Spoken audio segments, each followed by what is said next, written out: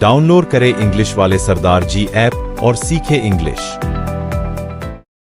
Hello friends, तो जब हम इंग्लिश के बोलने की बात करते हैं तो मैं पहले भी कई बार कह चुका हूँ कि फ्रेजेस, कॉम्पोजिशंस, कोटेशंस का होना ज़रूरी है। तो मैं कोशिश कर रहा हूँ कि 5-5 फ्रेज मैं आपको रोज दूँ ताकि कम समय इसके साथ शेयर करके और आप अपने नॉलेज को बढ़ाते रहें।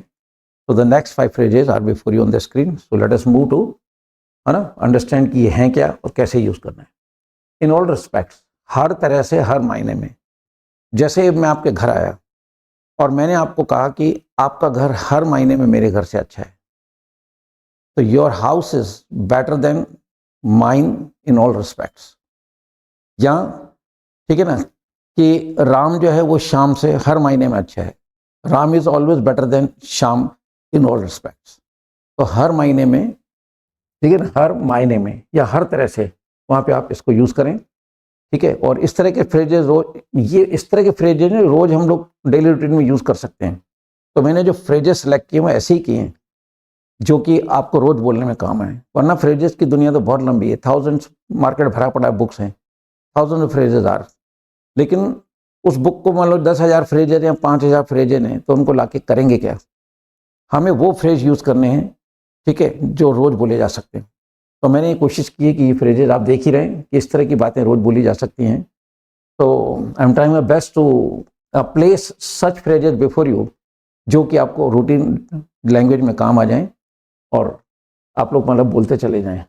चलिएगा, नेक्स्ट आता है ओनली विद दिस थॉट। कहते हैं इसी विचार के साथ। जैसे मैंने कहा कि एक दिन ऐसे ही बैठा हुआ था तो सनक चढ़ गई, यार ऐसा करना है। जैसे किसी ने पूछा कि सर आप मतलब इस प्लेटफॉर्म पे कैसे आए, है ना? आप कहते हो कि मतलब जब बहुत मैं नीचे से उठाऊं, तो how you got this platform, है ना, या how you got this fluency of English on your tongue. तो फिर मैंने उनको कहा कि भाई बस ऐसा ही था, I was in delicate age, और मैंने किसी को इंग्लिश बोलते हुए देखा। बच्चे थे, एक एंग्लो इंडियन के, वो बच्चे इंग्लिश बोल रहे थे। तो उनको देख के मतलब जाए मेरे को, मेरी क्यूरियोसिटी हो गई कि क्या मैं भी कभी बड़ा होकर इंग्लिश बोल पाऊंगा। ठीक है, तो अब, है ना, ओनली विद दिस थॉट, कि उसी विचार को लेके, and that day I determined कि I want to learn English, और उसके लिए क्या किया जाए। And I started moving on the path of learning English. The thought flashed across my mind was कि अगर इंग्लिश बोलना है तो सबसे पहले सेंटेंस कंस्ट्रक्शन अच्छा होना चाहिए। तो ओनली विद दिस थॉट, कि इसी विचार के साथ मैंने चलना शुरू करा। And the day came, I was able to translate each and every sentence of Hindi into English without any hesitation. So that was the first moment, and I got fluency of English on my tongue. So only with this thought, कि इसी विचार के साथ मैंने काम शुरू किया, and I made a platform. Clear? Next आता है promote to do, कि देखो जैसे मान लो किसी ने आपको भला बुरा कह दिया या गाली बक दी, ठीक है, आपने उसे थप्पड़ मार दिया। उस बच्चे ने जाके शिकायत कर दी कि मम्मी उसने मुझे थप्पड़ मारा। वो अपनी बात तो नहीं बताएगा कि मैंने गाली बकी। तो जब उसकी मम्मी मेरे पास आई तो मैंने उन्हें कहा कि देखिए इसने गाली बकी थी, and only he is abusing, promote me to do so. तो मतलब इसी की गाली ने मुझे ऐसा करने के लिए उकसाया।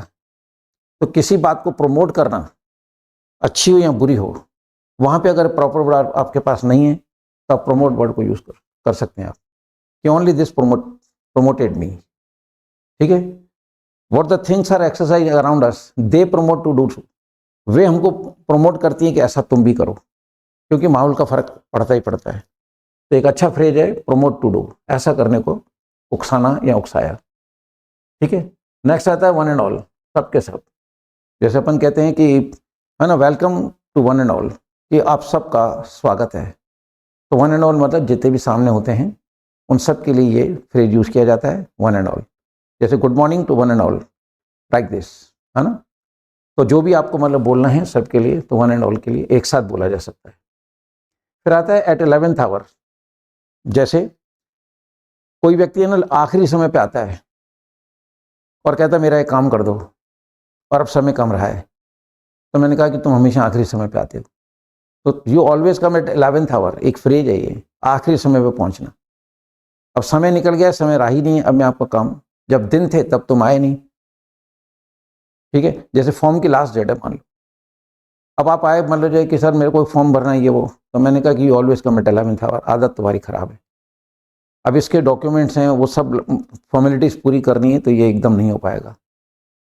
सो मतलब जो है you are not up to the mark, है ना, कि आप मतलब जो है नपी तुली जिंदगी नहीं जी रहे हो, and you always come at 11th hour, यहाँ at the sunset. 11th hour मतलब आखिरी समय पे, और एट द सनसेट भी हुई है कि तुम शाम के समय पे आते हो तो अंधेरा होने वाला है। तो दीज आर द फ्रेजेस, ठीक है। These phrases will definitely add glamour in your personality while speaking English language. तो फ्रेंड्स, ये थे मतलब नेक्स्ट 5 फ्रेजेस।